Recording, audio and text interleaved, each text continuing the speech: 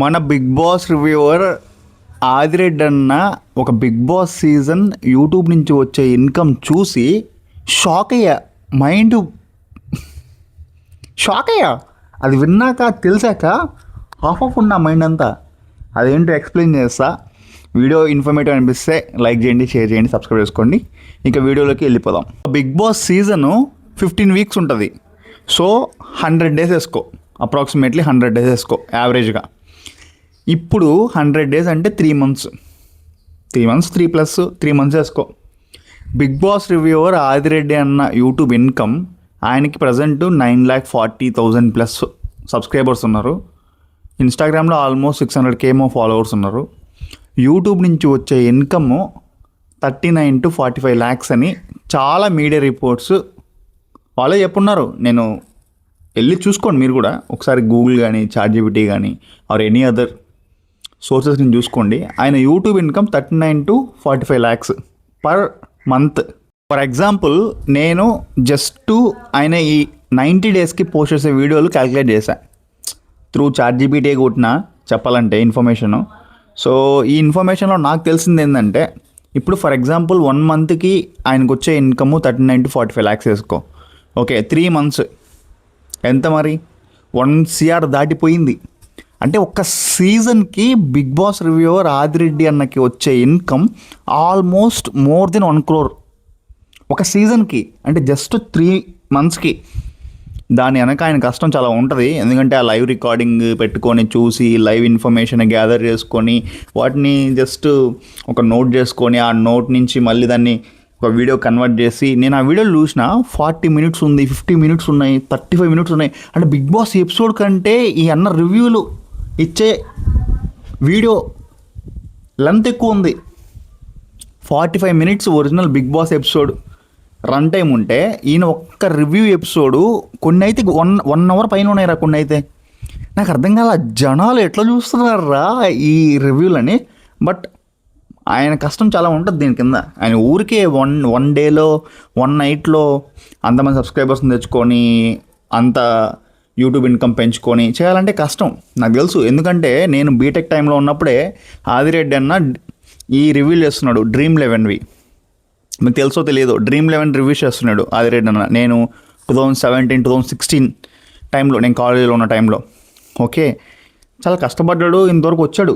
But ఈ రివ్యూలు just ఆయన రివ్యూలు చేస్తా దాన్ని జనాలు చూసినందుకు ఆయనకి ఆల్మోస్ట్ మోర్ దెన్ 1 crore వస్తుంది పర్ బిగ్ బాస్ సీజన్కి. ఓకే, ఆయన 3rd Bigg Boss season, 2nd Bigg Boss season నుంచి చేస్తున్నాడు రివ్యూలు. ఎగ్జాక్ట్లీ తెలియదు నాకు, బట్ నాకున్న ఐడియా అది. అండ్ స్టార్టింగ్లో అంత వచ్చి ఉండదు, కానీ పోయే కొద్దీ ఇంత, ఇప్పుడు ప్రజెంట్కి ఇంత వస్తుంది, మోర్ దెన్ 1 crore. కొంతమంది 2 crores కూడా అంటున్నారు, అది మేబీ తప్పై ఉండొచ్చు. బట్ మోర్ దెన్ 1 crore అయితే పక్కా వస్తుంది. బిగ్ బాస్ విన్నర్కి వచ్చే ప్రైజ్ మనీ ఎంత? 50 lakhs. ఆదిరెడ్డి అన్న ఇది ఒక్క సీజన్ రివ్యూలతో మోర్ దెన్ 1 crore అని చేస్తాడు.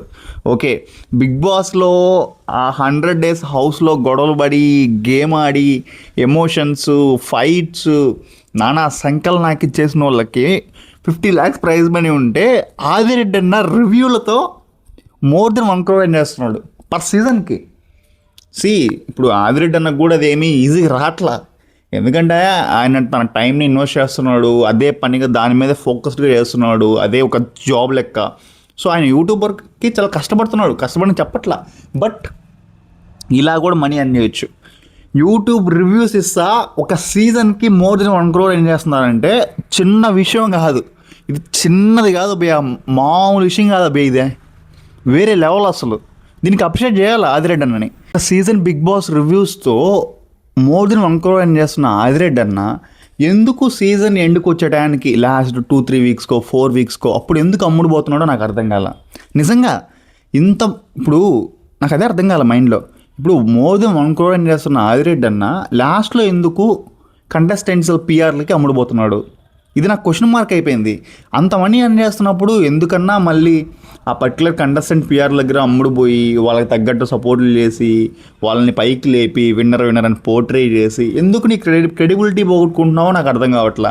నీకు ఆల్రెడీ ఆదిరెడ్డి అన్న అంటే ఒక మంచి బిగ్ బాస్ రివ్యూవరు, మంచి రివ్యూలు ఇస్తాడు, అందరి గురించి కొంచెం న్యూట్రల్గా మాట్లాడతాడు, త్రూ అవుట్ ద ఎపిసోడ్ మాట్లాడతాడు, ఒక టాపిక్ని మంచిగా అనాలిసిస్ చేసి మంచిగా మనకి ఎక్స్ప్లెయిన్ చేస్తాడు, లైవ్లో ఇన్ఫర్మేషన్ గ్యాదర్ చేసి మనకి ఎక్స్ప్లెయిన్ చేస్తాడు అని జనాల్లో నిండుకుపోయి ఉంది. నువ్వు ఈ టైంలో లాస్ట్ కపుల్ ఆఫ్ వీక్స్లో కంటెస్టెంట్కి అమ్ముడు పోయి వాళ్ళ పిఆర్ టీం నుంచి డబ్బులు తీసుకొని ఇట్లా చేయడం అనేది నాకు అంటే ఇప్పుడు ఆయన డబ్బులు తీసుకున్నాడో లేదో నాకు తెలియదు, ఎందుకంటే నేను చూడలేదు అది నేను చెప్పలేను తీసుకున్నాడని. బట్ ఏంటంటే ఆయన చేసే రివ్యూలు బట్టి మనకు అర్థమవుతుంది, అవును ఆదిరెడ్డి అని అమ్ముడు పోయాడేమో అనే డౌట్ క్రియేట్ అవుతుంది. సో నిన్ను అంతమంది సబ్స్క్రైబ్ చేసి అంతమంది ఫాలో అయ్యి నీకు ఒక సీజన్కి అంత ఇన్కమ్ ఇస్తున్నారు యూట్యూబ్ నుంచి అంటే ఇంక నువ్వు అమ్ముడు పోవడం ఎందుకన్నా? అది క్వశ్చన్ మార్క్ ఇది. జస్ట్ మీకు ఈ ఇన్ఫర్మేషన్ తెలియదు కాబట్టి నేను ఇన్ఫర్మేషన్ గ్యాదర్ చేసి ఎక్స్ప్లెయిన్ చేస్తున్నా గైస్. నాకు ఆదిరెడ్డానికి పర్సనల్ ఇష్యూస్ ఎలాంటివి లేవు, బట్ ఇంత స్ట్రగుల్ చేసి నాకు తెలుసు ఆయన ఎంత పూర్ బ్యాక్గ్రౌండ్ నుంచి ఈ స్టేజ్కి వచ్చాడో, బట్ అప్రిషియేట్ చేయాలి దానికి ఆదిరెడ్డిని. బట్ ఆయన చేసే ఈ లాస్ట్లో కపుల్ ఆఫ్ వీక్స్లో చేసే హడావిడి ఉంది అదొక్కడే నాకు నచ్చట్లా. ఇది ఒక్కటి చేంజ్ చేసుకుంటే ఆదిరెడ్డికి అసలు ఎలాంటి తిరుగులేదు. చెప్పే కదా మనల్ని ఎవరు ఆపేది అనే రేంజ్లో వెళ్ళిపోవచ్చు. ఆల్రెడీ అట్లే వెళ్తున్నాడు. ఒక సీజన్కి ఆ మోర్ దెన్ 1 crore ఏం చేస్తున్నాడు అంటేనే మనకు అర్థమైపోతుంది ఏ విధంగా ఉందో ఆయన లైఫ్ స్టైల్.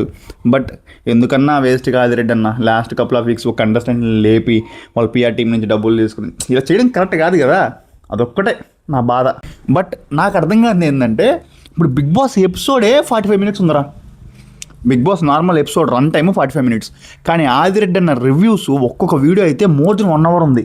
ఎట్లా చూస్తున్నారా రివ్యూలు, ఎట్లా చూస్తున్నారని నాకు అర్థం కాల. బోర్ కొట్టట్లేదా?